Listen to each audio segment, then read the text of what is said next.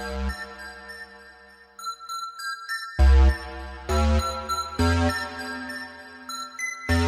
you wanna find me, yeah, I'm in the front row. Got my 2 tickets on me, I'm in the front. The best place to be, I'm in the front row. Best place to be, yeah. If you wanna find me, yo, I'm in the front row. Got my 2 tickets on me, I'm in the front row. The best place to be.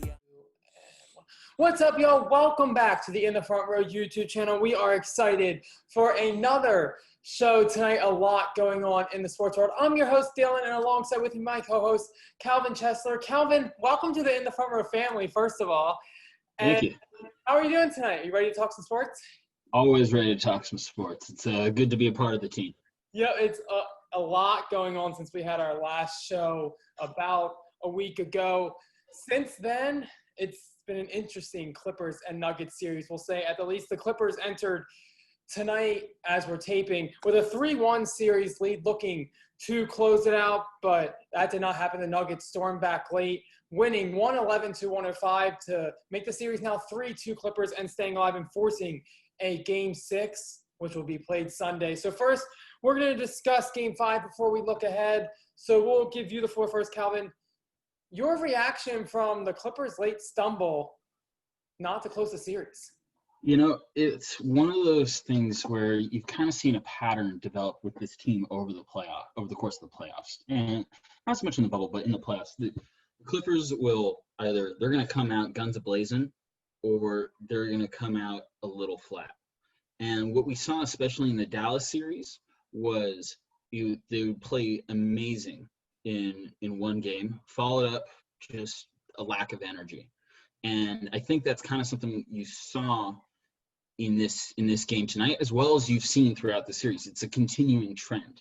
So that's something that has bothered me about this Clippers team and has made me hesitant to anoint them as the NBA champions ahead of time, simply because you got to play a full 48 minutes and you got to play a full series. And the Clippers haven't, while they've won so far, haven't really shown that yet. Yeah, they definitely have not. Just a few facts or statistics for you.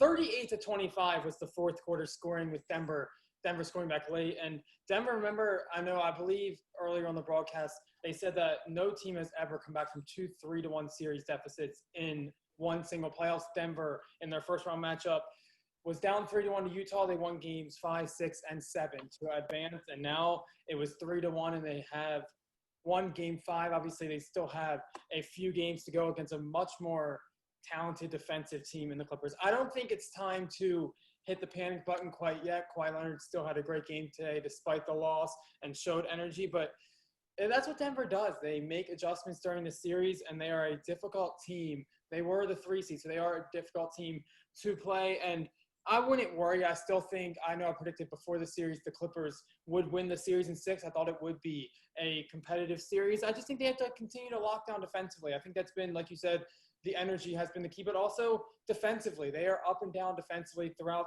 You saw it in the Dallas series. You saw it now in the Denver series. They have 3 premier defenders on their team in Paul George, Kawhi Leonard, and Patrick Beverley that all can shut down Denver's offensive, but it's something that it's up and down defensively, and that's the problem for the Clippers. Jamal Murray had a great game today with 26 points, especially late.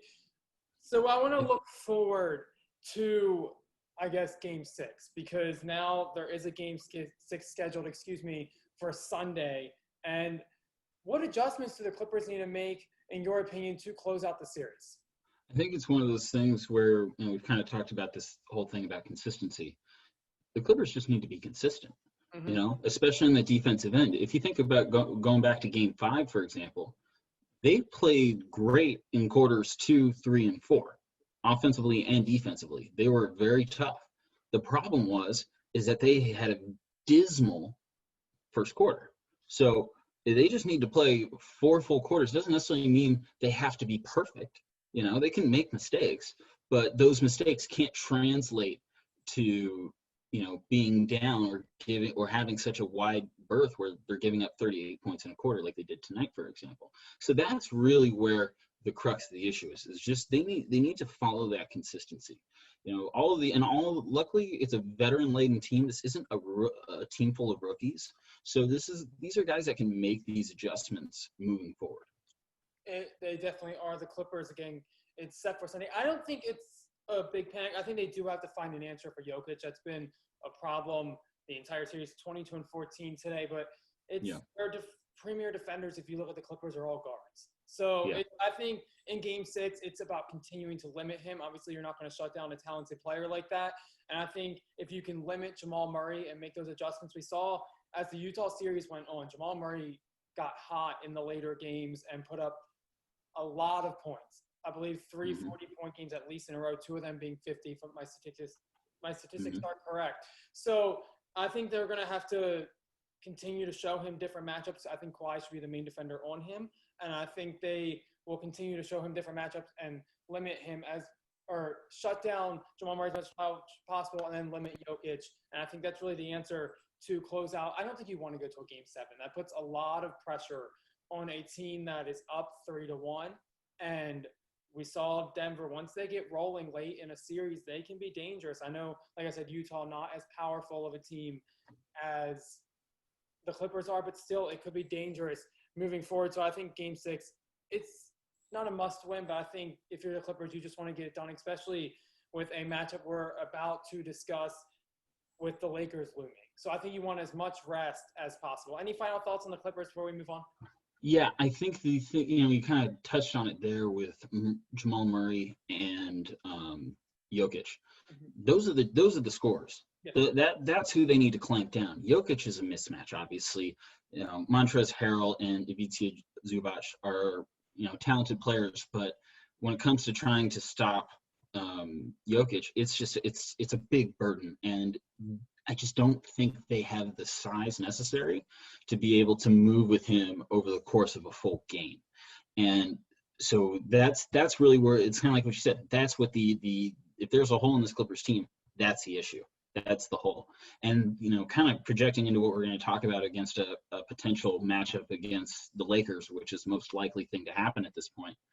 That's going to be the flaw that's going to be the tough thing moving forward, because the Lakers are a massive team. I mean, you got Dwight Howard and obviously Anthony Davis and then JaVale McGee as well. The Lakers have this ability to just rotate in big men, and if the Lakers are going to win that series, it's going to be down in the paint. It's not going to be on the perimeter. The Clippers are going to win outside the paint and cleaning up the boards. The Lakers, in the meantime, are going to work by doing the pick and roll and driving to the paint. LeBron is still in year 17 one of the toughest guys to stop in the paint. And Anthony Davis, obviously, that's his bread and butter. So that's really where that series will be won and lost. Yes, well, we want to talk about the Lakers as you were speaking of them. The Lakers on the other side of the Western Conference semifinals are currently in a matchup against the Houston Rockets, and the Lakers closed out Game 4, 110-100, beating the Rockets to take a commanding 3-1 series. In the lead, they are set for Saturday's matchup where they look out to close the Houston Rockets, and that will be another early exit for Houston. We're going to get to that in a moment. But let's talk about the Lakers and how they've been doing so well in the series. Anthony Davis, 29 points in Game 4's win. So what is your reaction to the Lakers taking, after losing Game 1, they've won 3 in a row. So let's kind of catch up here and give your thoughts. Is the series over, in your opinion? Yeah, the series is over. The series was over before it started. Game 1 was, everyone's allowed one game kind of scenario. Everyone's going to have an off day. Even if the Lakers continue to have off days, I think they'd still pull the series out. It's a question of mismatches, right? The Lakers are just so long and huge, and Houston really tried to go all in on small ball. And I thought it was going to work for at least a round, because Houston's been that team that struggled because James Harden didn't have energy at the end of games. One of the biggest advantages for Houston was they had a 2-month layoff with this pandemic. And so James Harden was able to get his legs under him. And same thing goes for Russell Westbrook. These guys were able to get their legs under them, get some energy. It's why we've seen so much from James Harden on the defensive end. Mm-hmm. And, we don't know James Harden as a defensive player. As a matter of fact, if we put James Harden and defense in the same same sentence, we're thinking about laughing afterwards usually. But we've really seen the intensity from Harden, especially in that final series, in that final game against OKC. Harden won the game for the Rockets, but it wasn't on offense; it was on defense. And so that's really where that issue comes into play, though, is that defensively, Houston doesn't have the size to keep up with Anthony Davis. When you got PJ Walker, essentially playing your center position, you're really asking a lot from your team. And while the Lakers don't have the premier guards, their 3, 4, and 5 players, Kuzma, James, and Davis, are too much to handle. And they don't have to hit outside shots. They don't have to hit threes. Versus Houston's going to take, they're not afraid to jack up 40 threes in a night. And unfortunately, Houston is not the Golden State Warriors. They're not going to hit almost 50% from three. And so and especially with Russell Westbrook, if we want to talk about 3-point statistics, Westbrook needs to avoid the 3-point line, if anything. So you're really talking about teams that just are a total mismatch when it comes to the Rockets. And so them coming back, it would take a miracle. It really would, and they have not just a miracle, but, they're also dealing with this distraction with House and having to get booted from the, from the bubble. It's just, there's a lot going on with Houston that it's too much for them to overcome. They just lack the talent after Harden and Westbrook to really make a dent in this lead. Yeah, when it comes to the Western Conference, it is a little deeper than the Eastern Conference, but I still think the Lakers and Clippers are the two teams at the top that are just a tier above the other middle teams. You would say like the Nuggets, like the Thunder, even the Rockets, the teams that finished 3, 4, and 5. I think the level is a little bit higher. And with Houston, I think Oklahoma City had a terrific year making it as the 5 seed led by Chris Paul. I still think it was a favorable matchup for them. It still went down to 7 games in the first series. We did see James Harden step up defensively. I just think the Lakers, it's a matchup issue all day.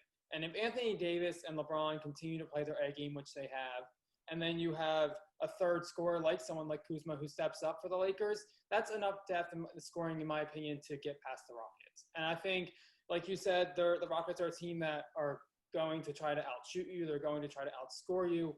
And that's Mike D'Antoni's MO. That's been his MO a lot as a head coach, even in his days back when he coached the Phoenix Suns. It's been his MO. He likes to outscore you. And I think with the Lakers, they can lock down enough defensively. They have the size to kind of bother the Rockets.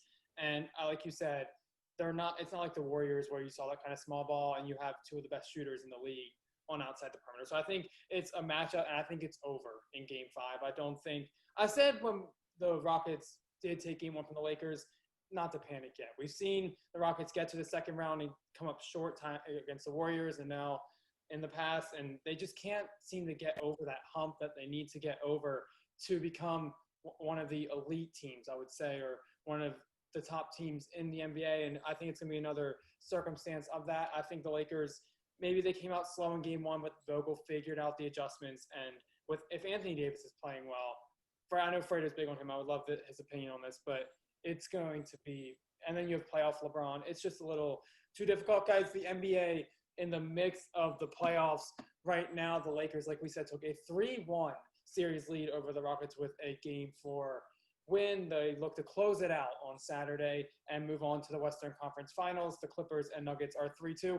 Just a quick update on the other side of the horizon in the Eastern Conference. As we're taping, Game 7 is going on right now between the Raptors and the Celtics. The winner will play the Heat in the Eastern Conference Finals, who took out the team with the best record in the NBA in the Bucks in 5 games. So that will be a great matchup regardless of who advances. We do want to move on from the NBA to the NFL because the NFL is finally back, Calvin. I know we're excited about it here.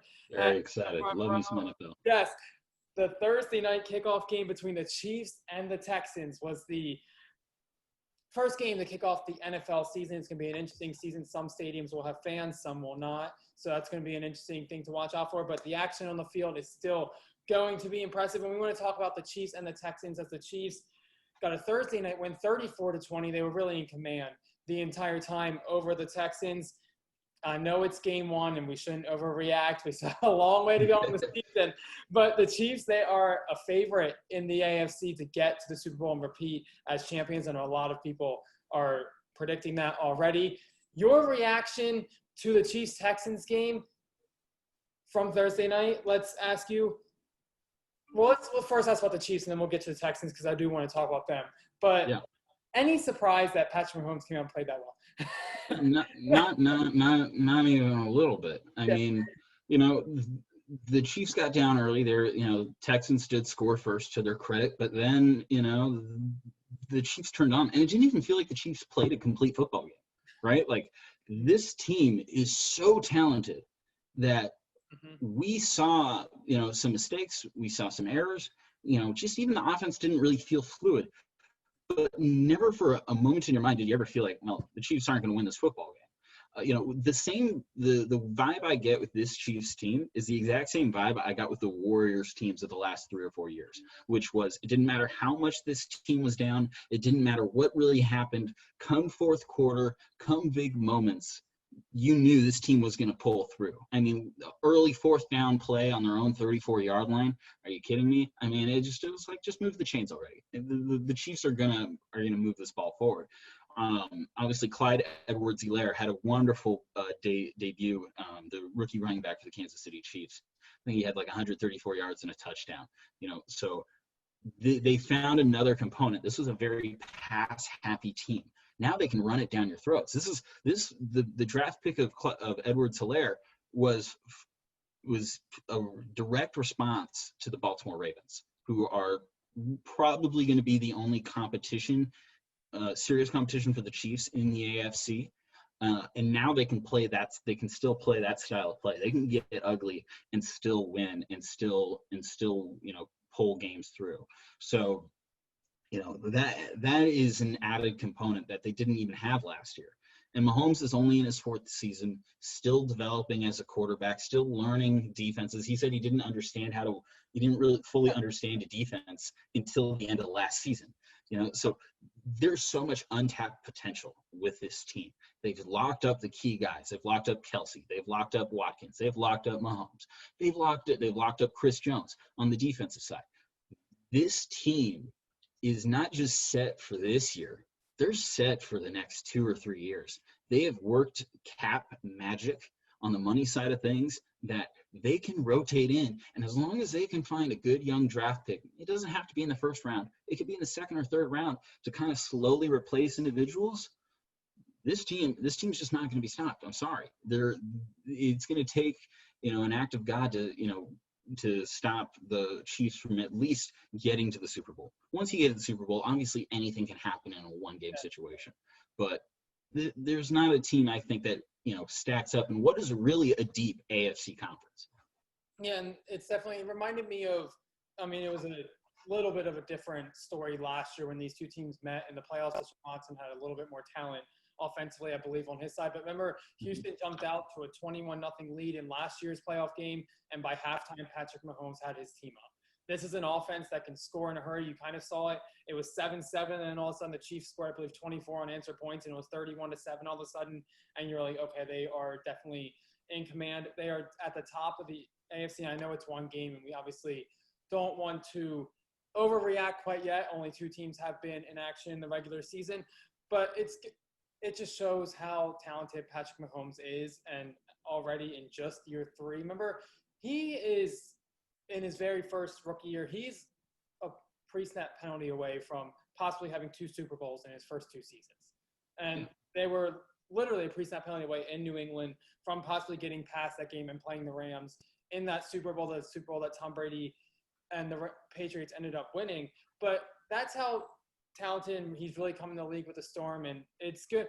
For the Ravens, the only concern, and I know you said they're the only competitor you could see in the AFC that could take out Kansas City, it's if they can do it in the postseason. I know we'll talk about this later with Lamar Jackson. He's had great regular seasons, but when it's come to the postseason, I don't blame last year's game on him. I think he had a very impressive game, but they still did not get that playoff win that Baltimore fans, including myself, are looking for. I want to focus on the other side of the ball as well, because the Texans also in that game Thursday night, now they will start their season 0-1 with Deshaun Watson, who you could say is a top 5 quarterback in the NFL, but the loss of DeAndre Hopkins going to Arizona, it's a huge impact in my opinion. And I think with Bill O'Brien as the coach and GM, the trade was terrible. I know we talked about this way back when we were in studio before quarantine hit and the trade was made. They lost that trade very badly, and I don't think they should have gotten rid of DeAndre Hopkins.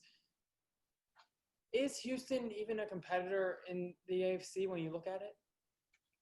They're going to be a competitor for their division, but they're not going to be a competitor in the conference as a whole. Let me tell you why. They have a bunch of parts that are parts that nobody else wanted. And sometimes you can win that way, especially in baseball. We see it all the time. The A's made a living off of it for about 10 to 12 years, taking parts of teams that nobody wanted and turning it into a winner. Football, it's much harder to do that. It's not to say that there isn't talent. Brandon Cooks is talented. Randall Cobb is talented. Will Fuller is talented. David Johnson, if he stays healthy, is talented. The problem is that you don't have enough top tier talent outside of Watson. And Houston's taking the same approach Seattle has taken the last few years, which is put, C+ to B talent around an A-level quarterback and cross your fingers. And that's essentially what they're doing. And that's going to be really, really tough in the long term. Now, one of the good things they did is they've locked in Deshaun Watson long term to what will ultimately, I think, be a team-friendly deal. They have secured their offensive line with Larry Tunsil on the blind side. Houston they have followed part of the correct formula, but they lack a B+ or higher running back right now. We don't know what David Johnson's going to be. Is he going to replace the impact that DeAndre Hopkins had? Absolutely not. Do they have an impact wide receiver? Probably not. Will Fuller has had a tremendous difficult time staying healthy over the course of a full season. And if you can't have your top guy staying healthy, you're going to have a hard time doing anything come postseason. Now, I think they can work their magic and get to about 9 or 10 wins.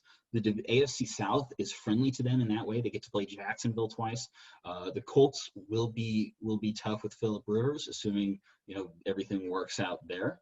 So there are ways that this can work, and to get them into a wild card spot, especially with the expanded playoffs this year.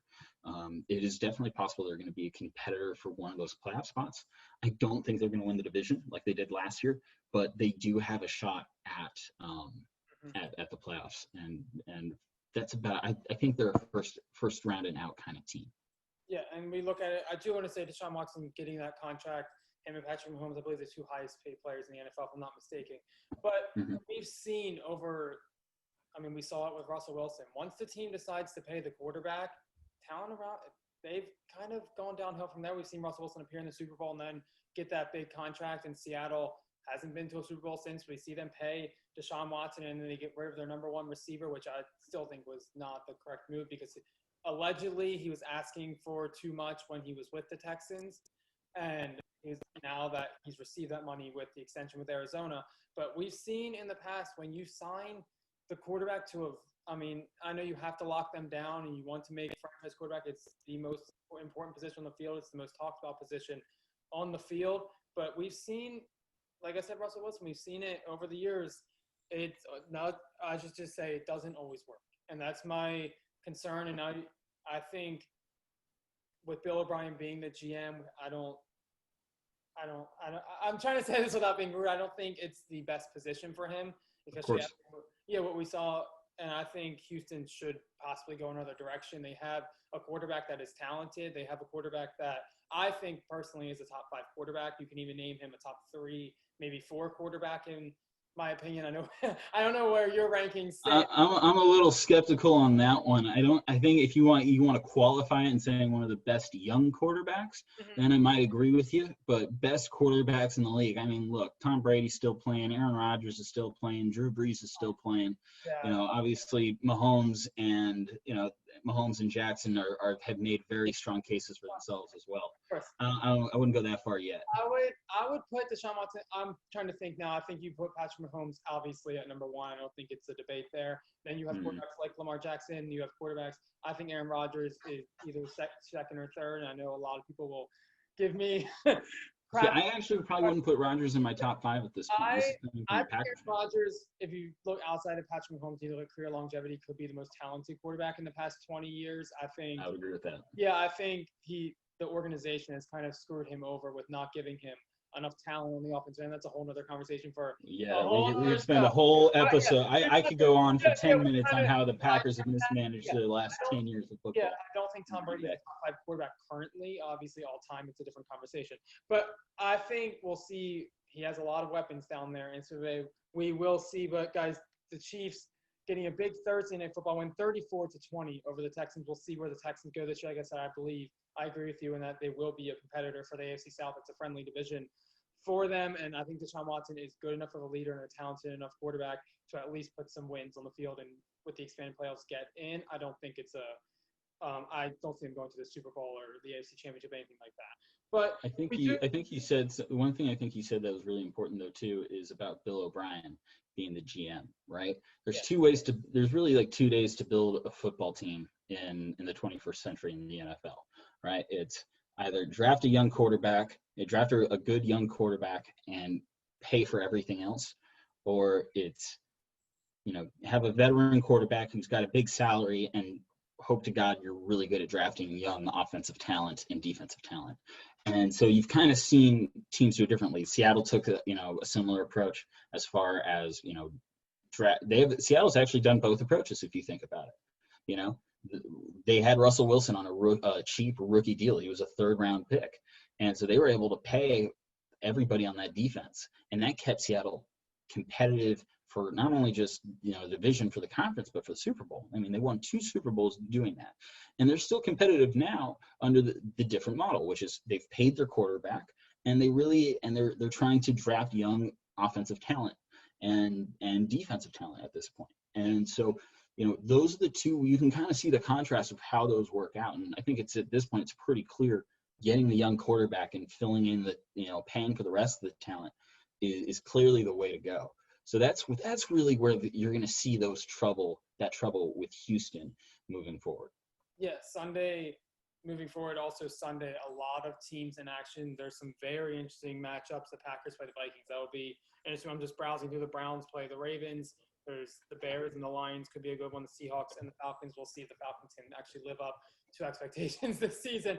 But there's a lot of good games on the docket. What are a few storylines or questions that you're kind of looking forward to now that we're at the start of the NFL season that you want to touch on? Anything that's appealing for you to see this season? So for me, it's a story of quarterbacks, right? And I think it starts there, it ends there in the NFL. And, specifically, the first thing I want to see is how's Tom Brady going to work out in Tampa Bay? Obviously, on paper, they should be Super Bowl champions. I mean, they have just done nothing but add and support and really been aggressive this past offseason. It's can they make it work? Sometimes we see in the NFL, it's really hard to gauge all-star teams. NBA, it's pretty easy. Baseball, it's pretty easy. It's much harder in the NFL to see if that's going to work out because there's so many mouths to feed. Can the offense be effective? Evenly distributing the ball. It's something the Saints have kind of perfected. They've had a ton of talent over the years, and with Drew Brees at the helm, and they've made it work. Second storyline for me is Baker Mayfield and the Browns. The Browns, to me, are for whatever reason, one of the most mediocre teams of the last 20 years, but to me, have been the most interesting. Easily the most interesting because they've had talent in the building. They've had some of the right pieces to at least put together a 500 to winning record. I personally think that they made the perfect hire in Kevin Stefanski. Just what is coming out of that building, you're not hearing the noise. You're not hearing anything that you would normally associate with the Browns. And I think that's the biggest tell. Now, is Baker Mayfield going to be a premier quarterback in this league? I don't think so. But I think he can be at the back end of that top 10 category, that conversation. And so if he can play to that level, if he can be the 10th to 12th best quarterback in this league, the Browns are going to win a lot of football games, and they might be able to compete with the Chiefs in the playoffs. It's a big if, but I think they're a more well-rounded team than the Baltimore Ravens. I just don't know. They just haven't had the coach in the last 3-4 years to back it up. the following thing is what are the Packers going to look like in year 2? You got Aaron Rodgers and Matt LaFleur heading that thing up. Rodgers has professed nothing but love for LaFleur over the last year and a half. Some might call him out on that, some might not. I think there's a little bit of a gray area going on. I definitely think the draft probably rubbed Rodgers the wrong way.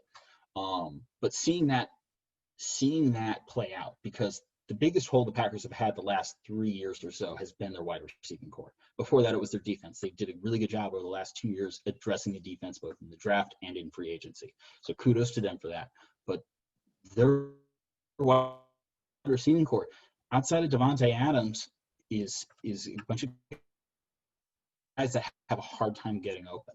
Devontae Adams is an excellent route runner, but in the long term, it's going to take more than Devontae Adams, and the Packers need to show that. So those are kind of my 3 storylines that I'm looking for. And then obviously you have the story with Burrow and ultimately Tua down the line, seeing how those guys play out as the top 2 quarterback picks of last year's draft. Yeah, I think a lot of my storylines reside within the AFC North. I think you look at Cleveland, you hit the nail right on the head. Baker Mayfield came in with a terrific rookie season, then a sophomore slump. How will he be in year 3, and where will the Browns be with a new hire as a coach?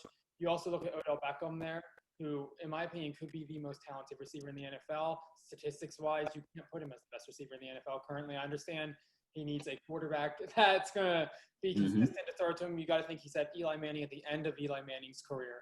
And then he has had Baker Mayfield. So it's going to be interesting to see if the stats can finally back up his talent. I know statistics aren't everything. Then you look at the Ravens, you look at Lamar Jackson. They had a great regular season. Can they keep up that style of heavy run play? And how will Lamar Jackson improve his passing? And I think you have to look at that, understand, according to some statistics, if you listen to TV, he's the most accurate passer at 21. But if you look at it realistically, can he continue to improve as a passer? Because we already know the running game is there in Baltimore. And when they get into the postseason, can the Ravens, unlike the last 2 years, win a postseason game? They've been right there. And so I think they are highly, highly competitive. And then you look at Joe Burrow in that division. How will he do? And if Big Ben can also stay healthy in Pittsburgh, it's a very interesting and difficult division for a lot to see. Before we wrap up the NFL, just real quickly, your early Super Bowl predictions. We'll see if you're right at the end of the year. Put me on the spot there. Just really quickly. It's tough. There's a lot of hype around the Saints in the NFC, and I still think that the 49ers are the best coached team with the most talent out of the NFC. So out of the NFC, I'm going to go roll with San Francisco. My biggest concern, I'll address the Bucs thing. My biggest concern is it's a lot of new pieces really quickly in an uncharacteristic offseason. I think it's too much for them to do anything in year 1. I think year 2, Bucs, in 2021, I'd put the Bucs in. So I'd go 49ers out of the NFC, and I think out of the AFC, I got the Chiefs. There's nobody else in the AFC that I think is going to scratch the surface enough to keep up with them. You look at the South, you look at the East, you look at the North, you look at the West. There's nobody there that's going to give them a run for their money. Cleveland, I think maybe next year will make things interesting if they can be consistent this year. That's all anybody's looking for from Cleveland. Baltimore kind of last year ran into the perfect team that could beat them, which was Tennessee. And, so when you look at all these teams, a lot of these teams are similar. A lot of these teams are the same. The only 2 that really stand out to me are still the 49ers and the Kansas City Chiefs.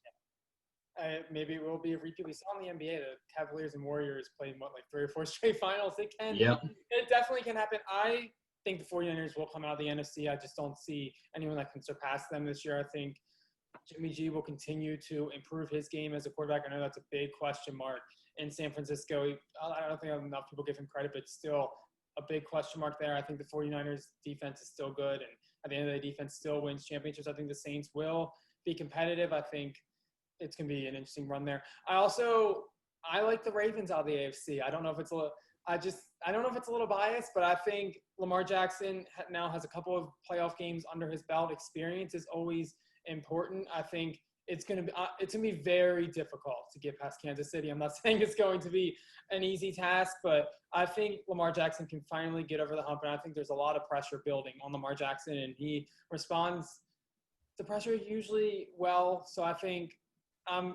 it's a little bit of a not as confident. You sound unsure about your Baltimore Ravens pick. You're trying really hard, but I hear it even in your voice. Well, Patrick Mahomes is dangerous. It's hard picking against him. It's like picking against LeBron in the playoffs. Like, it's a very, I know the sample size, it's just an analogy. Don't ask me, you know what? But it's right now it's very hard to pick against Patrick Mahomes in the playoffs and just in general. So I think I think the Ravens will get out. Guys, we need to wrap up the NFL. Like I said, the Chiefs beat the Texans Thursday night, and there's a lot more games coming your way. We'll continue to talk NFL talk throughout the entire season as the NFL is back, and we'll see, even with the policies that will be in place, it's going to be very, very interesting to see how the NFL season transpires. Before the end of each show, we do a thing called shout-outs, and you can shout out whoever you want, an athlete, someone that did something well that week. So the floor is yours for a quick shout-out. Do you have anyone in mind? I'm gonna go with my hometown Oakland A's. Tonight's game, they played the Texas Rangers, and rookie catcher Sean Murphy hit an absolute bomb. I mean, 468 feet tattooed over dead center field. Go look up the video, or I don't know if you guys are going to throw it in here, but go look up the video. I mean, the kid is a monster as a catcher, and the bat is going to follow. And it was a beautiful sight to see in an indoor stadium in Texas. Hey, that's always a good one to bring the MLB into this. They're in the thick of the play. Well, not they're getting to the thick of the playoff race, I should say. My shout out this week is going to Dak Prescott. And I think it's been an interesting week when it comes to the Cowboys quarterback, and he hasn't even taken a snap yet. I think his coming out with his anxiety and depression battle was brave. And I think how Skip Bayless portrayed it was disgusting. And I think saying that he had no sympathy for him was absolutely ridiculous and insensitive. And I think that Dak Prescott, he can help a lot of people. The Cowboys back in action this week. Will America's team make a run? We will. See, guys, we have to wrap it up here on In the Front Row. Calvin, thank you so much for joining me. Guys, go ahead and subscribe so you get all these videos when they first come out. Hit that notification bell and follow us on social media at In the Front Row LA. That's where you'll see all of our content, from articles to videos to everything that we do. Shereen and Fredo, guys, will be back with us soon, and I'm Dylan. We'll see you. You wanna find me, Joe? I'm in the front row. Got 2 tickets on me, I'm in the front row. The best place to be, I'm in the front row. So what's colder than ice and even hotter than a flame? I'll be in the front row, chilling out.